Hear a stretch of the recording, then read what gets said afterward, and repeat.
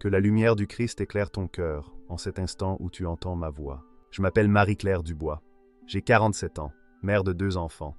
Et pendant longtemps, j'ai cru que la foi appartenait aux autres. Je suis né dans une petite ville du sud de la France, dans une famille plutôt traditionnelle.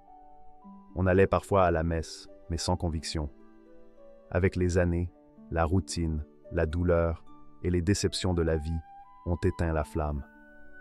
Mon mari, quant à lui, s'est éloigné de Dieu bien plus vite que moi. Il a glissé dans un monde que je ne comprenais pas, celui de la drogue, de l'argent facile, des nuits sombres et des promesses vides. Pendant des années, j'ai essayé de sauver un foyer qui s'effritait. J'étais fatigué, blessé, brisé même, et surtout j'étais en colère contre Dieu. Comment un Dieu d'amour pouvait-il me laisser traverser autant de souffrances? Un jour, alors que mon mari avait été arrêté pour trafic, j'ai craqué. J'ai hurlé dans le vide. J'ai dit des choses terribles. J'ai même osé dire que je ne voulais plus jamais entendre parler de prière. Et c'est à ce moment-là que tout a commencé. Une amie de mon enfance, une femme de foi, m'a rendu visite. Elle m'a offert une petite statue de la Vierge Marie.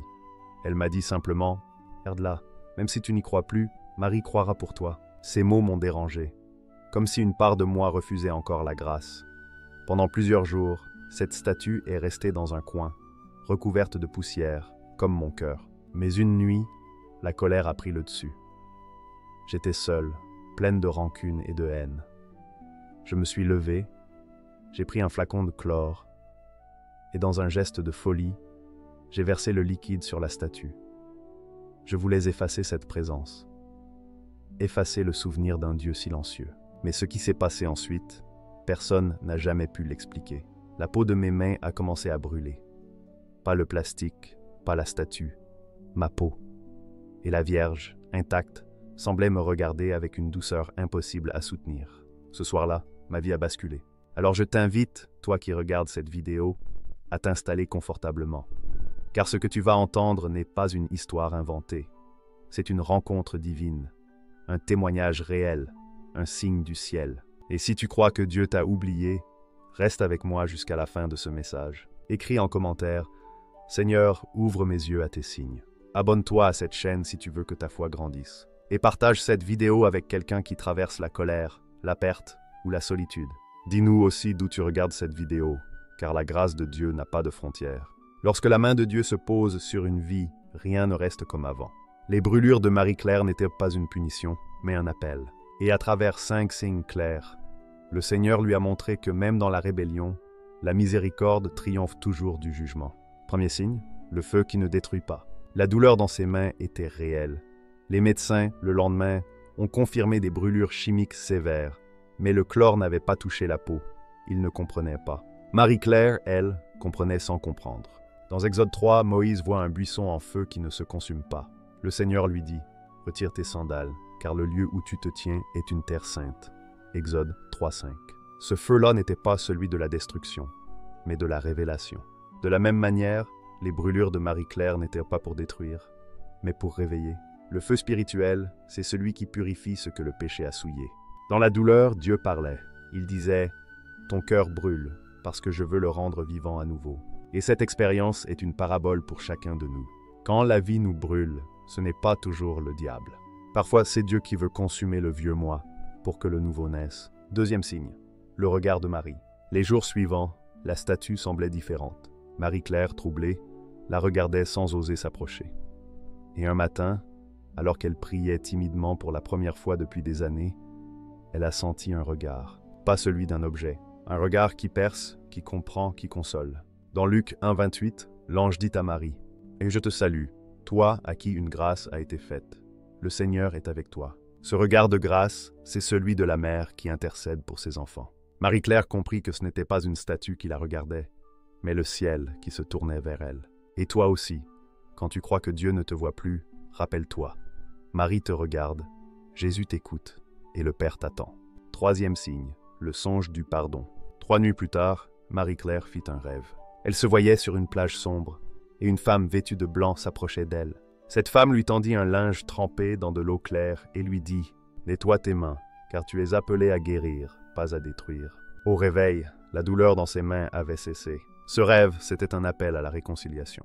1 Jean 1,9 dit « Si nous confessons nos péchés, il est fidèle et juste pour nous les pardonner et nous purifier de toute iniquité. » Ce pardon, Marie-Claire l'a expérimenté ce matin-là. Elle s'est agenouillée et a demandé pardon à Dieu. Pas seulement pour ce geste, mais pour toutes ces années de rancune. Et c'est dans les larmes qu'elle a retrouvé la paix. 4e signe, le miracle du retour. Peu de temps après, son mari est sorti de prison. Contre toute attente, il avait rencontré un aumônier chrétien derrière les barreaux. L'homme avait prié pour lui et lui avait parlé du Christ. Quand il est revenu à la maison, il n'était plus le même. Il a vu la statue, encore brillante malgré le chlore, et il a pleuré. Ce couple détruit a commencé à reconstruire sur la foi. Ils ont repris la prière ensemble, chaque soir. Et leurs enfants, qui avaient là grandi dans la peur, ont vu l'amour revenir dans la maison. Leur histoire rappelle celle du fils prodigue dans Luc 15. Le père ne ferme jamais la porte. Il attend. Il espère. Il court vers celui qui revient. 5e signe, la lumière qui reste. 1 an après l'incident, la petite statue se trouvait toujours dans leur salon. Un soir, lors d'une coupure d'électricité, elle a commencé à émettre une légère lueur. Pas une lumière forte, mais un éclat doux, constant. Marie-Claire et son mari se sont regardés, bouleversés. C'était comme si Dieu disait « Là où il y avait le chlore, j'ai mis ma lumière. » Le symbole du péché s'était transformé en signe de rédemption. Jean 1,5 dit « La lumière luit dans les ténèbres, et les ténèbres ne l'ont point reçue. » Beaucoup pensent que les miracles sont donnés pour émerveiller, mais les vrais miracles viennent pour corriger le cœur. Ce qui a brûlé ce soir-là, ce n'était pas la peau de Marie-Claire, mais son orgueil. Et quand son cœur a fondu, Dieu a pu y écrire son nom.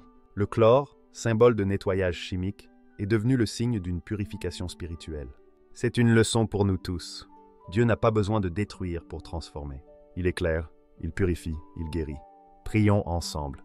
Seigneur Jésus-Christ, toi qui as transformé la colère en grâce, la blessure en témoignage, regarde celui ou celle qui écoute ce message.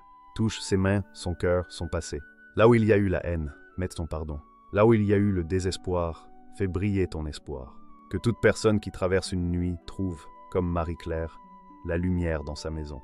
Je déclare selon Colossiens 3,15 que la paix de Christ, à laquelle vous avez été appelés pour former un seul corps, règne dans vos cœurs. Souviens-toi, la main qui a versé le chlore est devenue la main qui prie, et le lieu de la rébellion est devenu le sanctuaire du miracle. Alors, toi aussi, ne fuis pas tes blessures.